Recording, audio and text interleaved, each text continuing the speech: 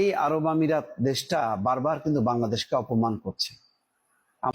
শুধু আরব আমিরাত না, পৃথিবীর সবগুলো মুসলিম কান্ট্রি বাংলাদেশকে দেখতে পারে না, অপমান করতে চায়, কিন্তু কেউ ডাইরেক্ট করে, কেউ ইনডাইরেক্ট করে।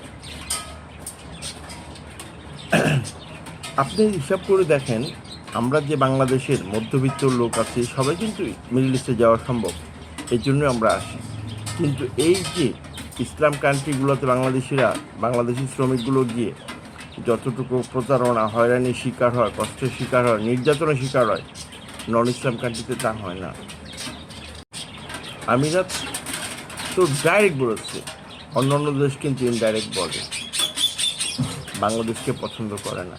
কারণ মুসলিম কান্ট্রিগুলা শুধু নামে মুসলিম, আর কাজে ইবলিশ শয়তানের ছোট ভাই। তো আমাদের বাংলাদেশিরা যখন বিদেশে যাবে, এর ডিটেলস তো বাংলাদেশ সরকারের কাছে আছে।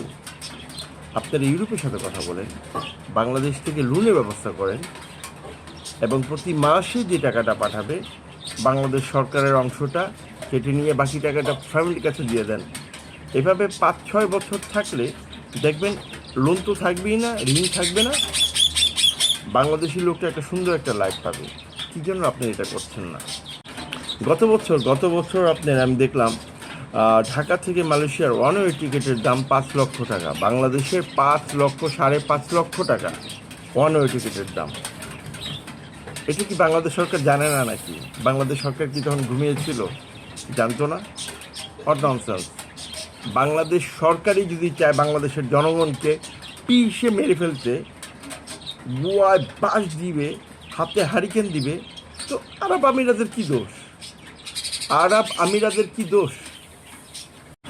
আরব আমিরাত তো ঠিকই করেছে, ভালোই করেছে। আপনি খোঁজ নিয়ে দেখেন, বাংলাদেশে কতগুলো মন্ত্রী ওই দেশে ব্যবসা করছে, ব্ল্যাক মানি নিয়ে সেকেন্ড হোমের ব্যবস্থা করছে।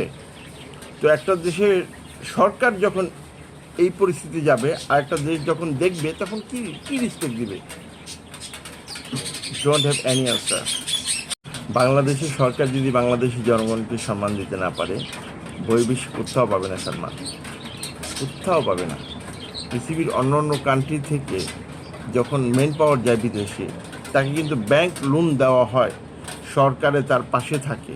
কিন্তু বাংলাদেশের সরকার তার পাশে থাকে তাকে শুধু গুয়া মারার জন্য, এবং হাতে হারিকেন দিয়ে রাস্তায় বসিয়ে দেওয়ার জন্য।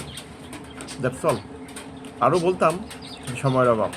ভালো থাকবেন। আসসালামু আলাইকুম।